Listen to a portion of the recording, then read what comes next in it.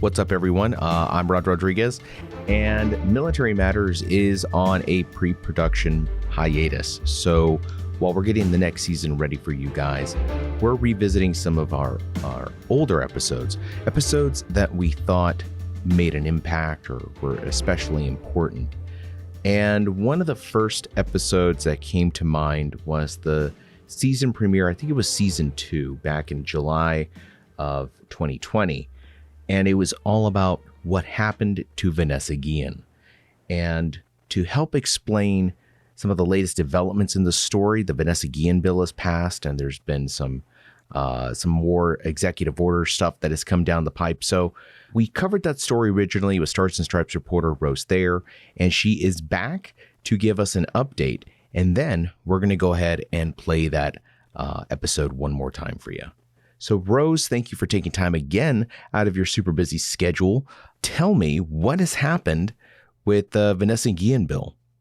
Hey, Rod. Thanks for having me back on. There's been a lot of movement with the Vanessa Guillen bill since we last spoke. First, the National Defense Authorization Act that was passed at the end of December included the I Am Vanessa Guillen bill that was put into Congress to do a number of reforms for military justice and also make sexual harassment a crime under the ICYMI, something that Vanessa's family was really advocating for. And then even with that passed, President Joe Biden last week also signed an executive order that does the same thing, making sexual harassment a crime under the ICYMI. So what exactly, so I want to talk really quick about the I Am Vanessa Guillen bill, and then we'll kind of go into the ICYMI thing. But what exactly was the I Am Vanessa Guillen bill? What did that do?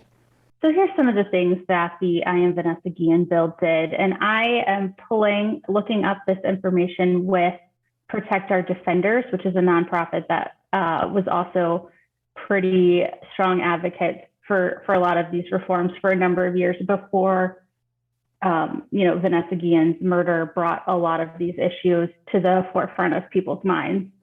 So it's got, significant sentencing reforms to include, if the judge is alone in making the sentencing decision and using sentencing guidelines.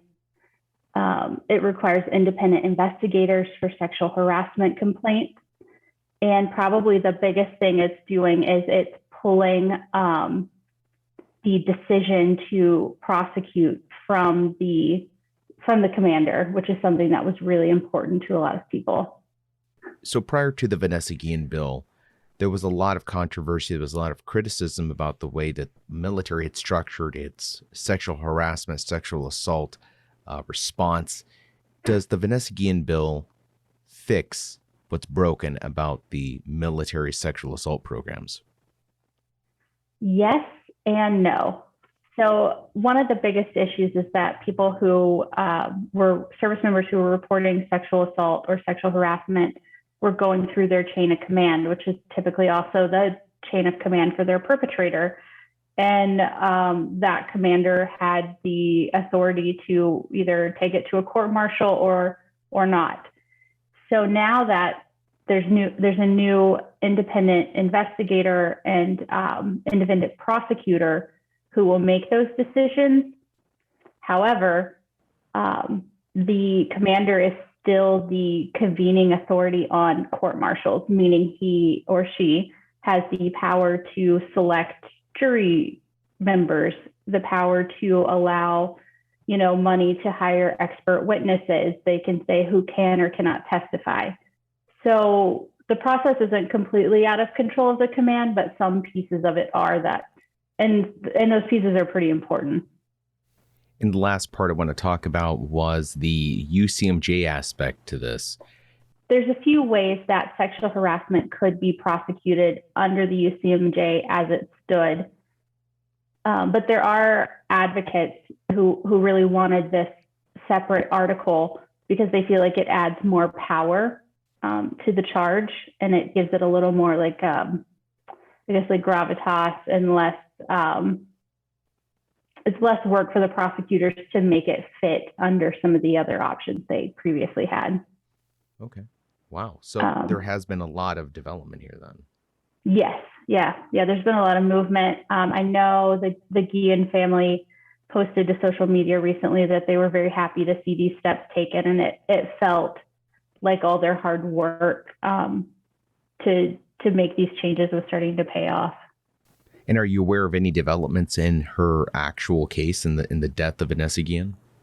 I do know that the only person who's criminally charged in this case at all is federal charges against a woman named Cecily Aguilar, and she still hasn't gone to trial yet. There's still a lot of motions and hearings and things pending in federal court.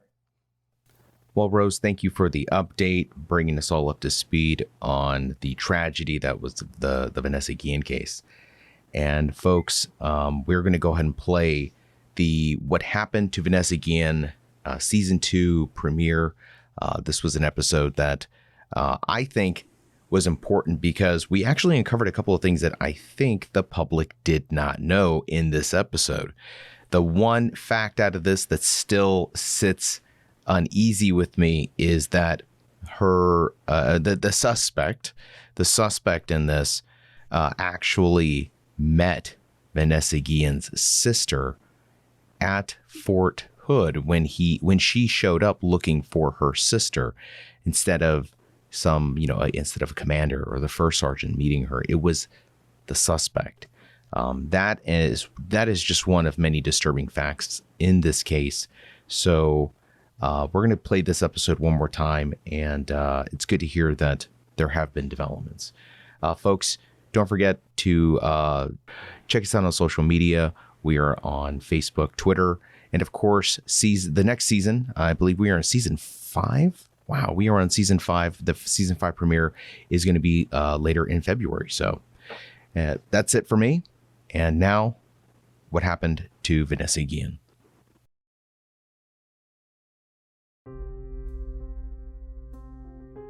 This is Military Matters. I'm Rod Rodriguez. Vanessa Guillen. She was a daughter, a sister, and a soldier.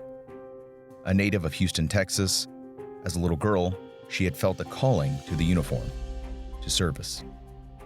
The daughter of Mexican immigrants, Vanessa sought to make the most of the opportunity that is being an American. She wanted to make her parents proud. And like many children of immigrants, she wanted to show them their sacrifices were not in vain.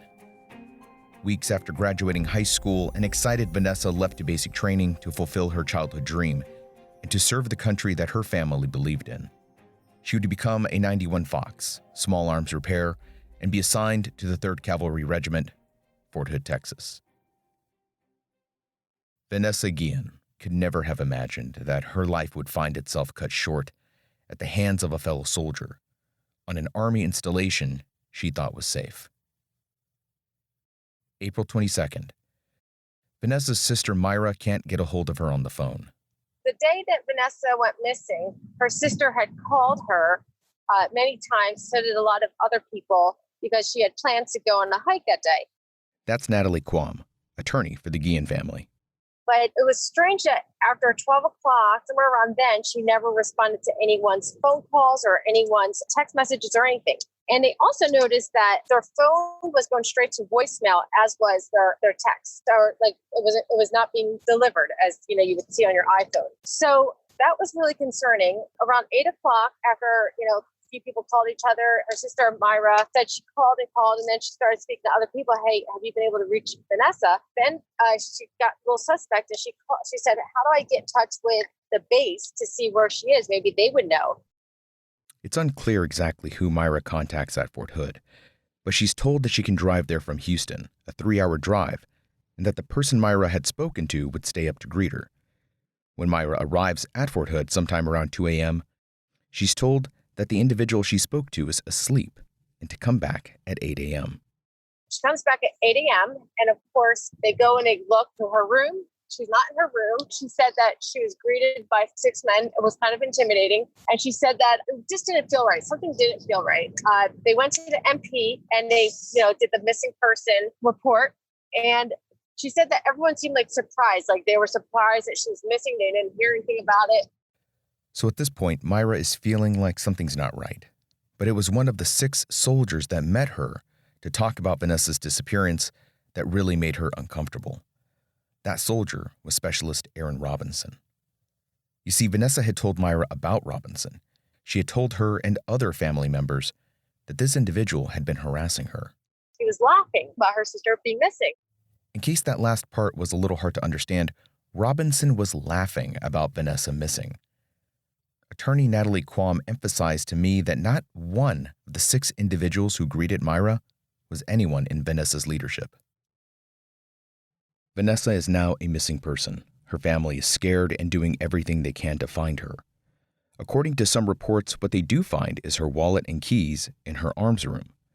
But Natalie Quam describes a different scenario.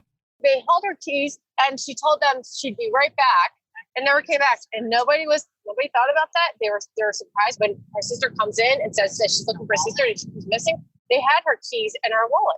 What happens next is baffling to many because it seems like an odd reaction from the Army to a missing soldier compared to a missing rifle.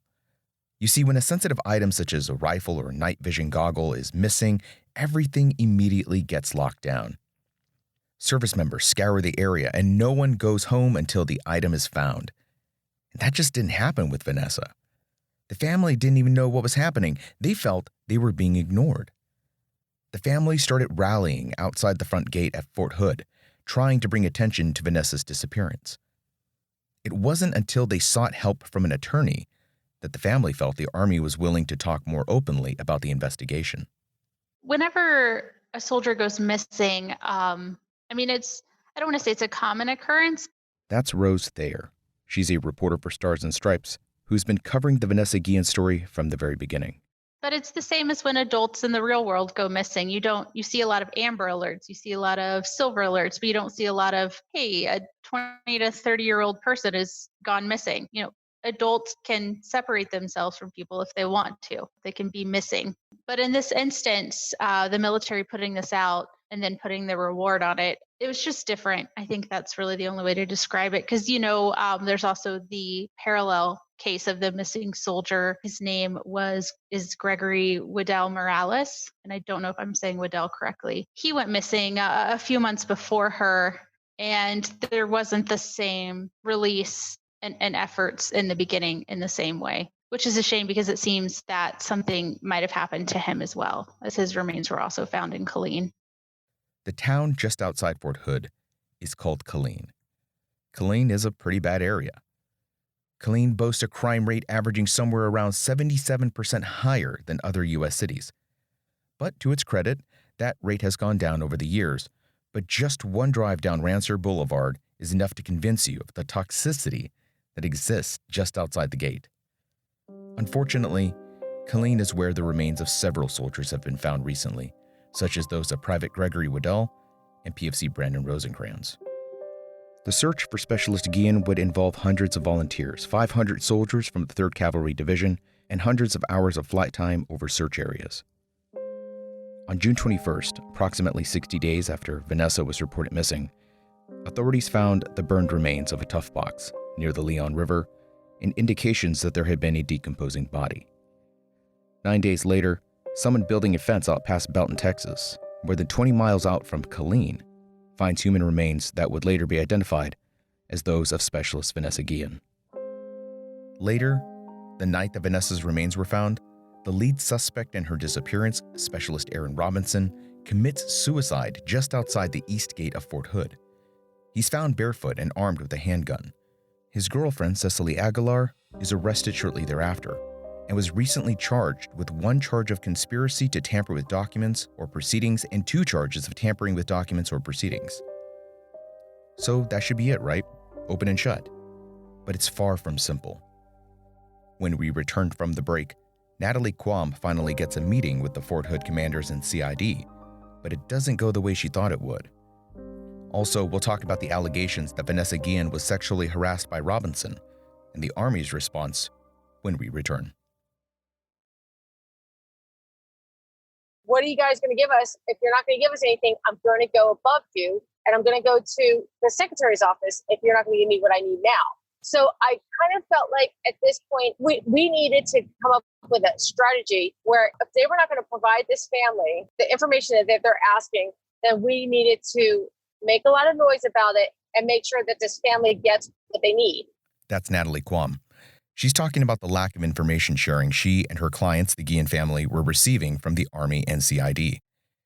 It's only after they made a lot of noise that she feels a meeting was pulled together to share information.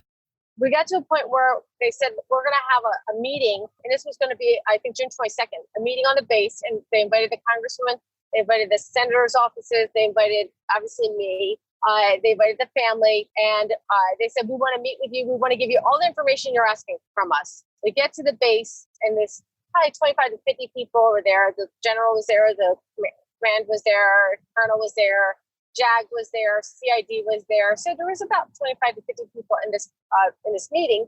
You know, they started going through the timetable of when Vanessa was last seen, and just information that we were asking about, but they didn't give us any time. So, for example, they gave us a timeline, and it was they checked her in her barracks, and then there's 4 check-ins, I understand, in a day. There's a 5 a.m., there's a 9 a.m., there's a 3 p.m., and there's a 4 p.m. Well, I didn't see anything with a 9 a.m. I didn't see anything with a 3 or 4 o'clock p.m. And on that timeline, and they were saying, "Oh, well, we don't always check people in." It's like, what are you talking about? This is the check-ins are check-ins. I actually was shocked that they tried to play it like that. And I go, really? So that's how you run your command? Nobody follows the rules. It's like an anarchy. You can do whatever you want here. And then he goes, well, actually, she was checked in, but it was a false accounting of her. I was like, what? So now we have a frivolous accounting of a human being. Like, I started realizing there was more to this place than I was looking at. We should note that there are no transcripts of this meeting to our knowledge. What was said in that meeting is not publicly available information. What Natalie Quam is describing, though, are daily check-ins. Since COVID began, formations have been discouraged, so soldiers sometimes are required to check in with their leadership through alternate means such as text messages and phone calls. What Quam has described is a false report of accountability. The question is how that happened. Did her squad leader mistakenly account for everyone? Did someone report for her? We don't know.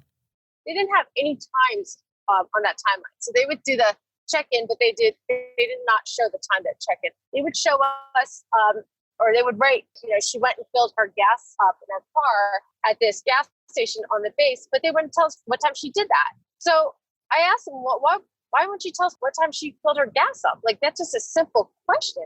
And they said, well, we don't want anyone destroying evidence or information. It's an open investigation. Well, that doesn't make sense. It's not like you could destroy an ATM purchase. There's no destroying evidence in this sense. So I don't know if they just didn't know the law or if they were just playing stupid to get around answering us. I got to a point where I felt like we were even more confused with the information and facts they gave us because none of it added up again. Quam and the Guillen family were frustrated, to say the least, with the answers they were getting. So she decided to ask something more routine, like whether or not they had subpoenaed Sprint, Vanessa's mobile carrier, for her phone records.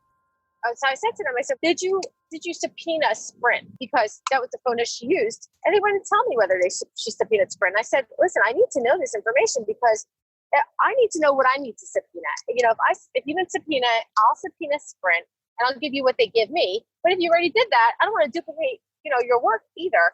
But they wouldn't tell us. So I realized at this point, it's the missing person situation. They're supposed to be sharing this information. When people go missing, it's supposed to be everyone's all hands on deck. Everyone's supposed to be looking. But in this case, they didn't want to share information, which made me really concerned. No times, no information on what's being looked into, nothing. Quam is hitting wall after wall. It was obvious to her that this meeting was intended to be more of a display of cooperation than it was an actual discussion of facts and information sharing. So she decides to offer information instead of asking for it. She shares with the room the family's thoughts on the matter, specifically about Robinson. We told them that we believe that Aaron Robinson was the person that was, because they wouldn't tell us who she worked with that day either.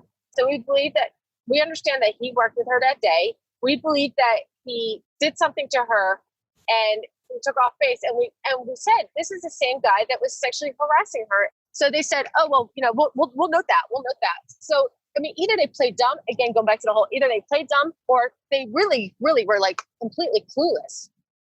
Like many of you, I've also seen procedural cop shows, and one of the most often repeated phrases is the cops can't talk about, quote, ongoing investigations.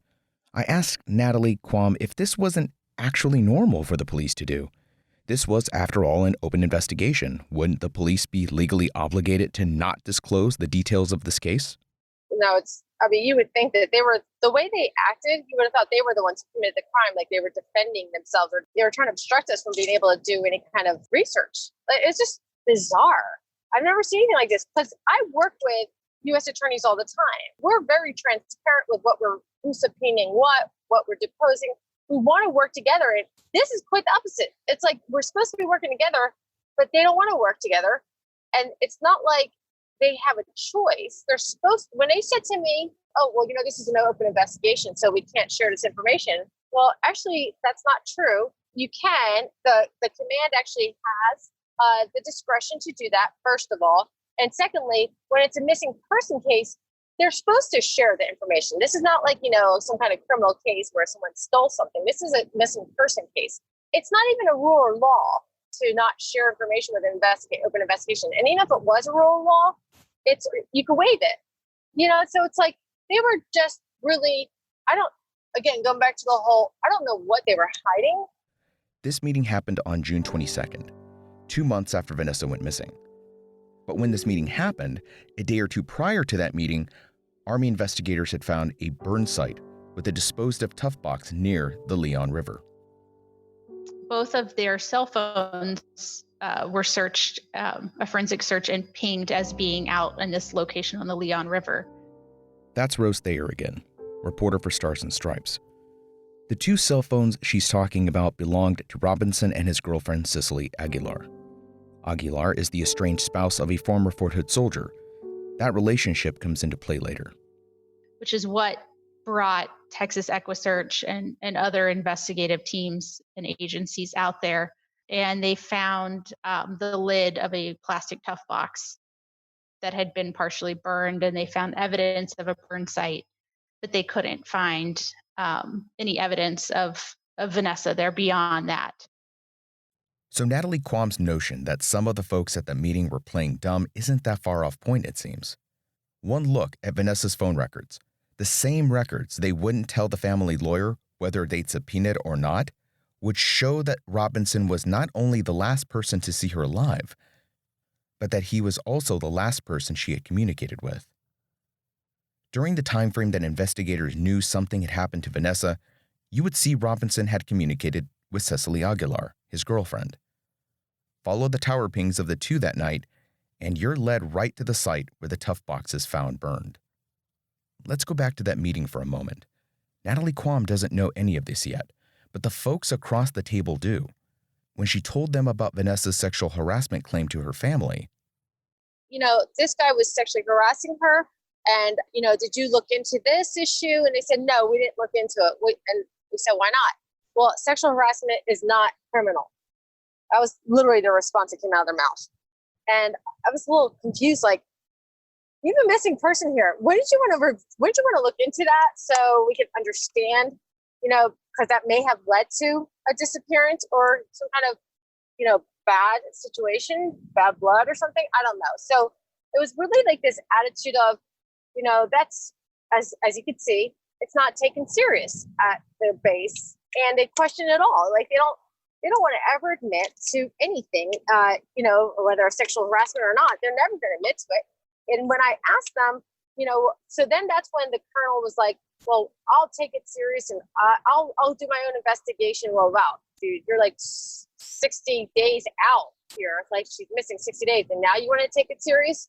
Like, it was really shocking the way that they were it's almost like they had their own rules. So why didn't Vanessa ever file a sharp complaint against Robinson? Why is this coming out now after she's been missing and authorities are withholding information about the investigation from the family's attorney? The family had in fact mentioned that Vanessa had been sexually harassed by an NCO, but Vanessa had reported it through SHARP, the Army's Sexual Harassment Assault Response and Prevention Program. So why didn't she report Robinson? Simply put, Vanessa was scared to report.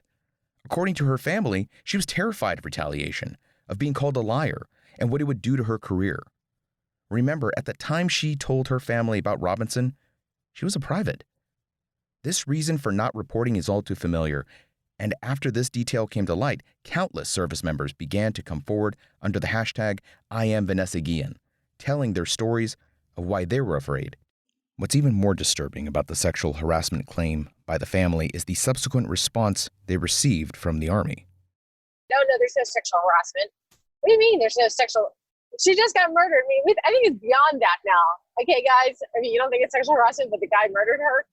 It's just bizarre. And then they came back with the most recent report saying that, yes, they looked into it and she was harassed. We believe she was harassed, but not sexually harassed.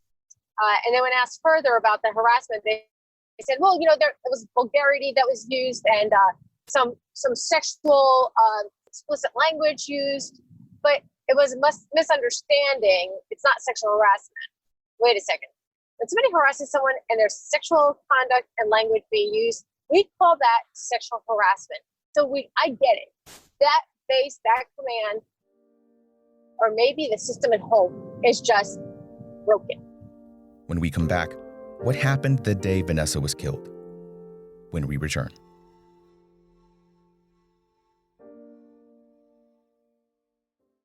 Now more than ever, you need reliable news you can count on.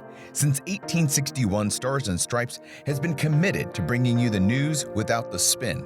We believe in the First Amendment, and we're damn proud to have been there alongside you wherever you were deployed, keeping you connected. Today, we're only a click away. Go to stripes.com, use promo code podcast, and get 50% off your subscription. 50% off. There are some folks out there that think Stars and Stripes is a little old-fashioned. Well, folks, maybe right now, we need a little old-fashioned. Go to stripes.com and get reconnected with a legacy of news without the spin. Stripes.com. Stars and Stripes reporter Rose Thayer has been covering the Vanessa Guillen story since it first started making headlines. I asked her to help walk me through the day Vanessa went missing. We know that she was called into work on her day off. It's not clear who called her in exactly. So based on the federal court records again, the last text messages that Vanessa sent were to him. Rose is referring to Robinson. So in her job as a small arms repairer in the forward support company, the way I understand her job would have worked is other arms rooms within her squadron and other companies could put in a request for her to come work on weapons in their unit because she would be more specialized than the people they may have working. So on the day she went missing, she had been working in her arms room with the forward support company, Troop A, which is where Specialist Robinson worked. She needed to go over there to read serial numbers, look at equipment, something like that. So she went over there and she left all of her personal items in her arms room and went to that other room. Like we said earlier, attorney Natalie Quam offers a different scenario to this, but let's continue. And so they knew he was the last person that she had spoken to. They knew he was the last person to have seen her. He told investigators 2 days after she went missing, 2 or 3 days, we talked and she went to the motor pool, but the motor pool never saw her. Witnesses there said she never arrived. They're waiting for the paperwork that she would have brought to them. So yes, they knew Specialist Robinson was the last person at work to see her. On May 18th, there was an interview with witnesses who said they saw Robinson moving a tough box that looked heavy from the arms room to his vehicle late at night.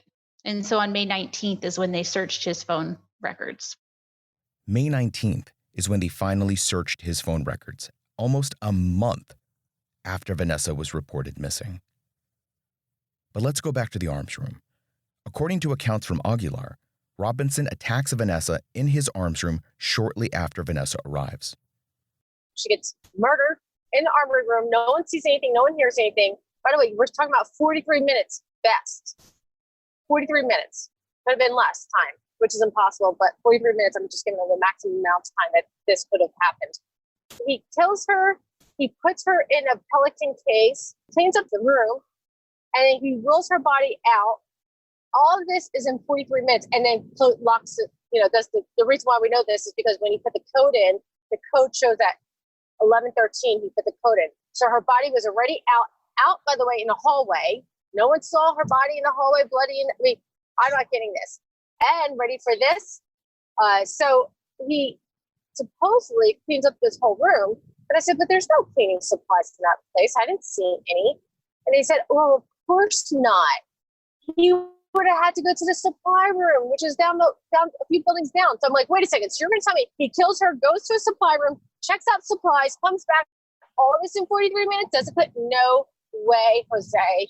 Something is rude. He just leaves a bloody mess in the room. I mean, do you understand what I'm saying? Like, this is not adding up. It makes no sense to me. There has to be some accomplice or some help or some assistance or some covering up. Natalie Quam takes issue with another critical aspect concerning that arms room and the investigation.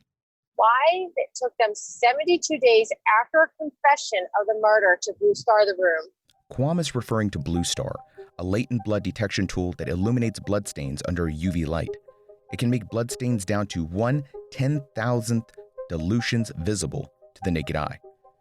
That means minute traces or droplets that have been washed off with or without detergent become visible. And they said it lit up. The whole room lit up. There was blood all over the room. So can you explain to me how nobody would have just even thought about, since they knew about it the whole time, that she was the last place she was in the arms room? Why would they not have Blue Starred it earlier? And then how did he clean it all up? She's murdered and the room is cleaned up and her body's removed and he locks the door all within 43 minutes. Is that possible? So I asked, how is that possible? Like, to murder someone, like, you take a hammer to the head, there was blood all over the room. That means there definitely was a fight and, she was whatever happened. Not sure to think about it, but that definitely wouldn't have been easy to kill her with a hammer. And you definitely would have heard screaming. And by the way, this is the glass. I like when we went through it, it's glass, right? Window or whatever. So like you can kind of see things happening in that room. It's all window, that room. So no one saw. So no one heard or saw anything according to investigators so far. Aguilar insists that she was not present during Vanessa's attack. She does, however, provide a motive she heard from Robinson. Aguilar told investigators that Vanessa Guillen had seen a picture of her on Robinson's cell phone and that she wanted to report him for adultery because Vanessa knew Aguilar to be the wife of a former Fort Hood soldier. So that's a theory that CID has given the attorney of the Guillen family. So, of course, when the family hears this, they're like, that's not Vanessa. Why would she ever say? Why would she even care? How would she even know Aguilar to even know she's married? So the story doesn't stick. What we believe is that he must have said this to Aguilar because what we believe is that he was probably hitting on Vanessa again or doing something to Vanessa again. But, of course, if he's killed Vanessa and he needs help disposing of her body, he's not going to call his girlfriend Cicely and say, hey, honey, I just sexually harassed Vanessa again and she rejected me and I murdered her. Can you help me get rid of her body? No. But she would be like, what are you talking about? You're sexually harassing. What he did is he used a very self-serving statement by saying, she saw a picture of you and said she was going to report us and I did this for you. And that's what she tells the police. Of course, that's hearsay on hearsay. So, and it just doesn't stick because it's not Vanessa's personality to do that. And why would she even care? They weren't even in a relationship or friendship or anything like that. So that's why the story doesn't stick. It's at this point that a witness sees Robinson move a heavy tough box into his truck from the arms room, which that alone should have sounded some alarms. But nevertheless, he's seen moving the tough box, which finds its way to the location near the river investigators would later find. Just a day later, Robinson would be one of the 6 soldiers that greets Vanessa's sister Myra when she arrives at Fort Hood looking for her sister. Now, this is the part of the story that gets even more difficult to follow. According to Natalie Quam, Robinson had been confined to the barracks, but not for suspicion of murder, but because he had been breaking rules related to COVID-19. They had someone guard him because over the last several weeks, they said, there was that spike with the COVID, and they put rules on base that nobody leave the base. And supposedly he was violating the rules for several weeks, several times. And so they had a guard to guard him so he stopped violating the COVID rules. And supposedly that they had him for adultery. They were trying to hold him or, guard him for adultery or something about adultery. So I said, adultery? I mean, you have a murderer here and you're trying to get him on adultery. It's like, that was just baffling. And even with that, and then he was supposedly on suicide watch, and that's why he was on foot. He didn't have any shoes on. Robinson would later leave a little after midnight after Vanessa's remains were found. He would leave on foot brandishing a firearm, and when confronted by police, would commit suicide. But if the soldier is suspected of murder, why wasn't he arrested or detained? Why only confined to the barracks? The strangest thing that they told us, and I thought strange, was that the day that he killed himself, that evening that he killed himself, that was when they found the remains. They found the remains the day before.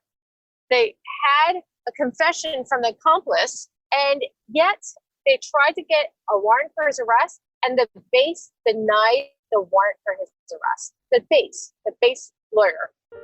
When we come back, new legislation is being introduced in honor of Vanessa Guillen that could change the way sexual harassment would be handled in the military. And what's next in this case? When we return.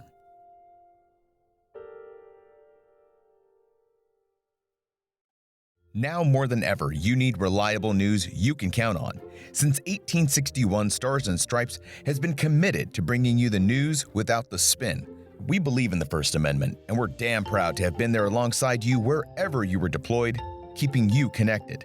Today, we're only a click away. Go to stripes.com, use promo code podcast, and get 50% off your subscription. 50% off. There are some folks out there that think Stars and Stripes is a little old-fashioned.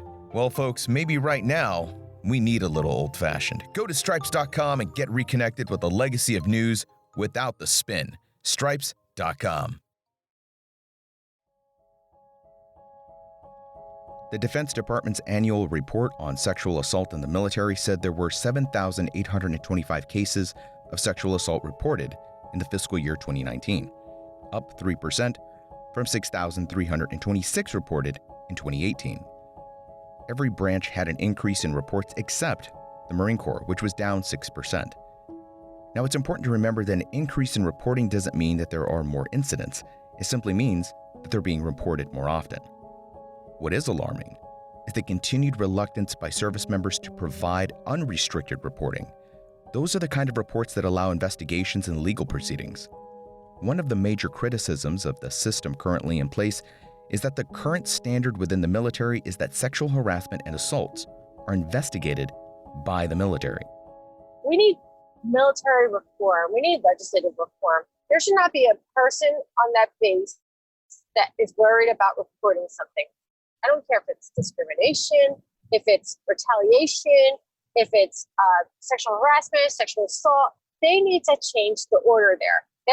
Doesn't work. It hasn't worked. Why do you think if you go to hashtag I'm Vanessa Guillen, you see all these stories of all these soldiers that come out and tell their story about what happened after they reported, or when they reported it, they were blackballed, they were isolated, they were, told their horror. I read these stories and it makes me want to vomit. It makes me so ill to think that these women and men who went in to go and serve our country come out so broken, and not broken by some bullet, but broken by the system, by the retaliation. As for Fort Hood? So I can tell you the Army still has some investigations or some inspections, as they're calling it, that they're doing on their own. The Fort Hood commander has asked for Forces Command to send their inspector general down to inspect the SHARP program at Fort Hood, the sexual harassment and assault response and prevention program. And so it was a team of 7 people came down to Fort Hood from Fort Bragg. They spent 4 days leading up to a holiday weekend inspecting the program. So we don't know when their findings will be put out, but that is ongoing. And we're told by the Fort Hood base commander that that criminal investigation includes looking into the chain of command in the 3rd Cavalry Regiment to understand what could have gone wrong. So what now? Robinson is dead. Aguilar is facing a maximum of 20 years, and there's no bringing Vanessa back. Where do we go from here? Rose Thayer. Senator Kirsten Gillibrand and Representative Jackie Spear sent a very detailed list of questions to the DoD Inspector General that they want reviewed, and 87 members of the House agreed with that. Both parties. It's a lot of a lot of people agreeing in Congress. So I think next steps could be a congressional inquiry, the DoD Inspector General looking further into how the investigation and the search was handled. And then you've also got a push from female veterans who are outside of the military now, but are sharing their own stories. And they really see how they could have been Vanessa Guillen. And they're taking this very personal, and they're taking action. There's a petition, a letter. It's a grassroots movement, and it's got about 2,500 signatures now. It's a letter calling for several changes to be made. And I think it could gain traction. We'll see where it goes. July 30th, is when we're going to have our march at 9 a.m.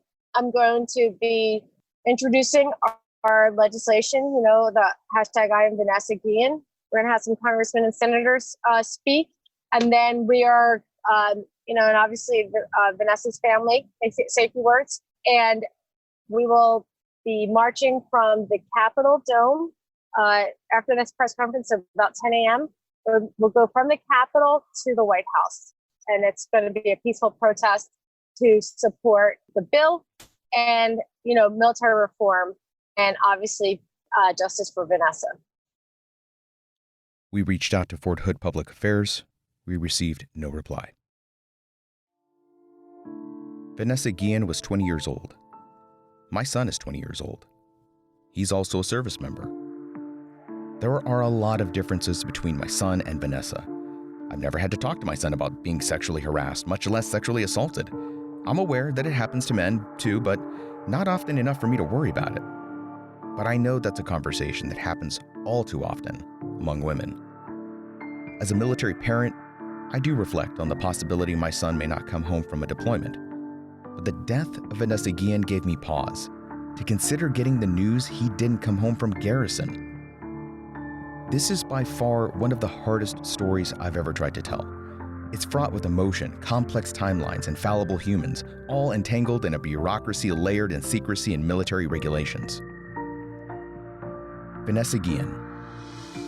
She was a daughter, a sister, and a soldier.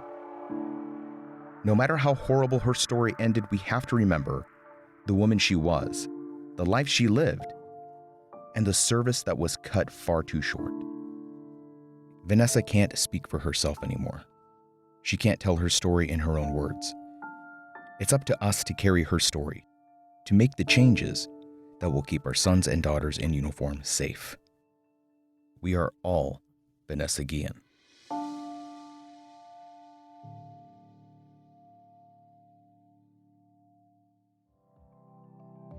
This episode of Military Matters was written and produced by Rod Rodriguez. Executive produced by Benjamin Bateman. This was a Stars and Stripes production. You can follow Military Matters on Twitter at StripesMMPod. Support this podcast by leaving us a review on Apple Podcasts and Spotify. Those really do help us reach more people and keep this podcast going. I'm Rod Rodriguez. This was Military Matters.